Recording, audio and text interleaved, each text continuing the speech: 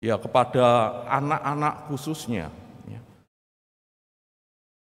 Romo kalau mendengarkan ya Injil pada hari ini yang kita baca ya, anak-anak yang terkasih, Romo selalu ingat akan suatu lagu sekolah minggu saat Romo masih kecil ya.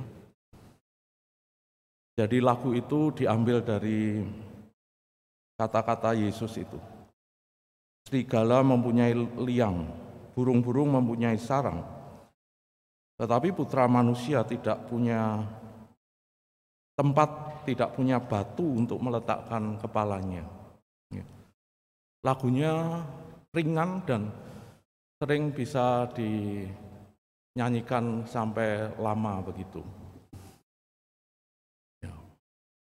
Serigala punya liang, burung-burung punya sarang, tetapi putra manusia tak punya batu untuk meletakkan kepalanya. Itu bisa terus-menerus dinyanyikan. Dan setiap kali hari Minggu ada kutipan itu. Namun tentu saja, apa yang dimaksudkan Yesus dengan hal-hal yang disampaikan seperti izin menguburkan, tapi biarlah orang mati menguburkan orang mati. Juga setiap orang yang siap membaca tidak boleh menoleh ke belakang.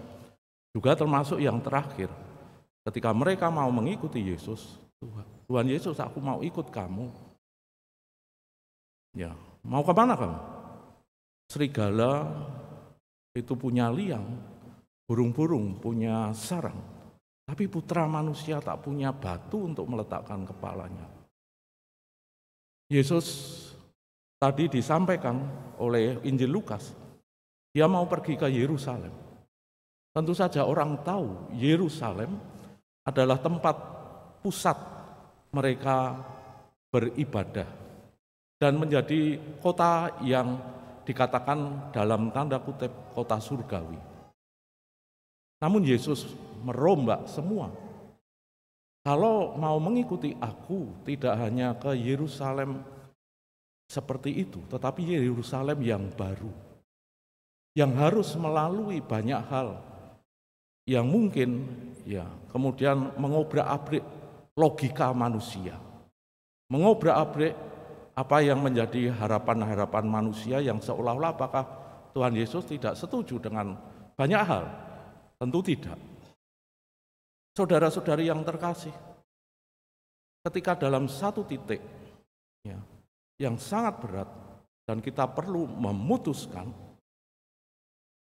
tentu kita akan menilai apa yang menjadi pertimbanganku itu sesuatu yang sungguh baik, benar, indah, bermanfaat, dan itu juga memberikan berkat. Dan tidak mudah. Begitu banyak tantangan godaan, maka yang disampaikan Yesus pertama, mengikuti Yesus juga tantangannya luar biasa. Kalau dikatakan serigala dan burung, itu menjadi lambang kota Roma, dan burung itu menjadi lambang dari kekaisaran Romawi. Itu berarti suatu ya mempunyai kekayaan, mempunyai kedudukan, wewenang, kuasa, bisa menjadikan kita menomorduakan Tuhan. Kemudian ketika mempunyai relasi-relasi, dan itu berat ya, bagaimana melepaskan kelekatan terhadap keluarga. Mengikuti Yesus juga bukan berarti melepaskan keluarga itu tidak mencintai keluarga. Ada relasi-relasi yang kemudian tidak sehat. Maka gagal melepaskan kelekatan ini juga akan menjadi hambatan ketika seseorang memutuskan sesuatu yang bernilai, kalau ini dikatakan menjadi murid Tuhan, mengikuti Tuhan Yesus. Lalu juga kelekatan tentang ya izin pamitan dulu. Ya, maksudnya Setiap orang yang siap membajak tapi menoleh ke belakang tidak layak. Ini sangat berbeda dengan bacaan pertama tadi, bagaimana Elia mengizinkan Elisa untuk mencium bapak ibunya. Anda juga ketika memutuskan untuk menikah itu suatu keputusan. Ya, laki-laki akan meninggalkan bapak dan ibunya dan bersatu dengan istrinya. Bukan berarti tidak mencintai orang tua, tidak mencintai keluarga. Dari keluargaku yang besar, tidak. Tapi ada suatu keputusan yang memprioritaskan, menomorsatukan ketika sesuatu kita tidak mungkin melakukan secara bersama. Mana, siapa, apa yang kamu prioritaskan, kamu nomorsatukan. Dan itulah yang dimaksud dengan keluarga monogami, pasutri monogami, menomorsatukan, mengutamakan, memprioritaskan. Ketika kita akan masuk dalam hal-hal seperti itu memang berat. Namun jangan khawatir. Di dalam mengikuti Tuhan Yesus selalu ada gaudete et exsultate, ada sukacita dan kegembiraan. Begitu banyak testimoni-testimoni di sosial media, di YouTube yang tentu saja yang jelas sumbernya bukan sumber-sumber yang lain. Contoh seperti 3 hari lalu saya mendengarkan masih podcastnya OMK Surabaya. Jagongan santai dengan seorang suster yang menjadi misionaris di Ghana, di mana 3 tahun jarang air, tidak ada listrik, jauh kemana-mana jalan.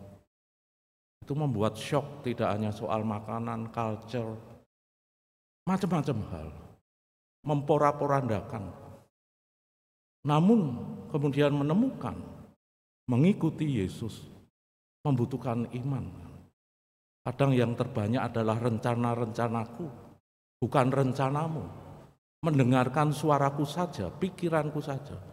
Bukan apa yang sekarang yang ada di depanku yang harus aku lakukan sebagai tanggung jawab. Banyak hal. 4 hari ini ada World Meeting of Families di Roma. Kemarin sore begitu luar biasa. Sharing-sharing dari keluarga pasutri. Termasuk 1 dari Indonesia. Kalau Anda mendengarkan, luar biasa. Bagaimana ketika pasanganku tidak seiman. Mereka berdua memberi testimoni. Bagaimana tidak mudah, tetapi bisa ketika aku mengutamakan kesatuan pernikahanku.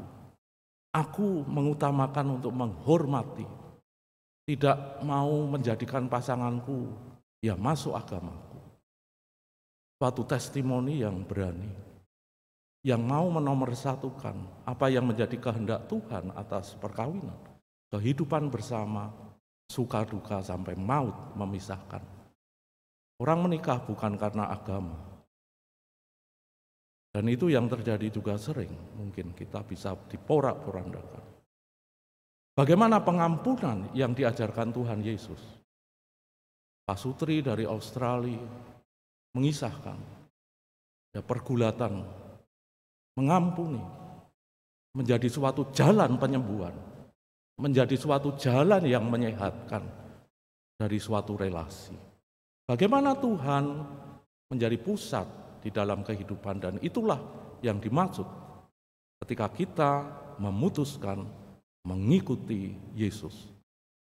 Yesus tidak mempersulit, namun Yesus hendak memurnikan kita sehingga kita mempunyai katakan gaudete et exsultate, sukacita dan kegembiraan menjadi murid-murid Tuhan. Bukan dengan wajah, dikatakan oleh Paus Fransiskus, Bukan dengan wajah muram seperti kembali dari pemakaman, tidak. Namun kita menjadi murid-muridnya, mengikuti jalannya, mengikuti kebenarannya, itu dengan sukacita, tidak kepepet, karena dipaksa, karena dilihat orang, ya, enggak. Dan disitulah letak sukacita, kegembiraan menjadi murid-murid Tuhan. Semoga di dalam perjalanan, ya, masa liturgi yang baru ini, di dalam masa biasa, dalam suka duka, jatuh bangun, kita ingat Tuhan tetap selalu memprioritaskan kita di dalam perjalanan kita untuk mengikuti Dia. Dia selalu mengarahkan, membimbing, menegur juga, tetapi juga Maha Rahim. Pengampunan selalu ada di dalam Dia. Kasih, keadilan, damai sejahtera. Bila kita memang taat kepada perintah-perintahnya. Amin.